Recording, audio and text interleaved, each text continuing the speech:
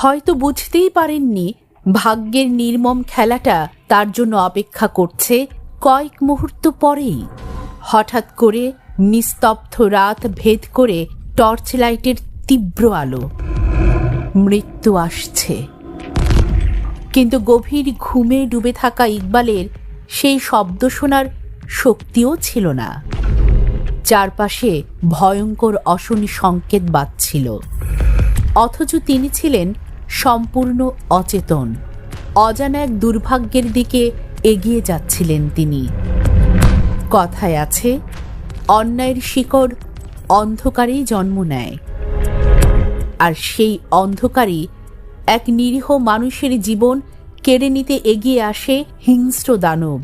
ইকবালের নিঃশব্দ ঘুম ভেঙে গেল চিরদিনের জন্য। পেট্রোল পাম্পের অনিয়মকে কেন্দ্র করে বাকবিতণ্ডা থেকে চড়থাপ্পড়ের ঘটনায় শায়েস্তা করতেই বগুড়ায় শতাব্দী পেট্রোল পাম্পের ক্যাশিয়ার ইকবালকে হাতুড়ি দিয়ে নির্মমভাবে হত্যা করেছে রতন। হত্যাকাণ্ডে জড়িত অভিযুক্ত রতনকে গ্রেপ্তার করেছে ডিবি পুলিশ। এ সময় হত্যাকাণ্ডে ব্যবহৃত চাকু, স্লাইরেঞ্জ সহ নগদ টাকা উদ্ধার করা হয়েছে। গ্রেপ্তারকৃত আসামি প্রাথমিক জিজ্ঞাসাবাদে হাতুড়ি দিয়ে হত্যার কথা পুলিশের কাছে স্বীকার করেছে।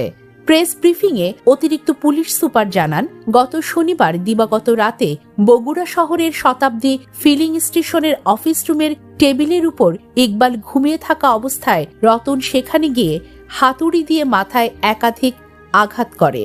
তার কাছে থাকা স্লাইরেঞ্জ ও চাকু দিয়ে পুনরায় আঘাত করে মৃত্যু নিশ্চিত করে ক্যাশের নগদ টাকা এবং মোবাইল ফোন চুরি করে পালিয়ে যায়।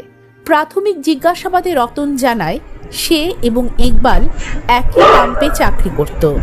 ইকবাল বিভিন্ন সময়ে পাম্পের তেল নিয়ে অনিয়ম করায় রতন পাম্পের মালিককে জানায়। এতে রতনের উপর ক্ষিপ্ত হয়ে চড় থাপ্পড় মারে। রতন তখন ইকবালকে শায়েস্তা করার জন্য সুযোগ খুঁজতে থাকে। এক পর্যায়ে শত্রুতার জেরে ঘুমিয়ে থাকা ইকবালকে নির্মমভাবে হত্যা করে। এ ঘটনায় বগুড়ার সদর থানায় মামলা দায়ের হয়েছে।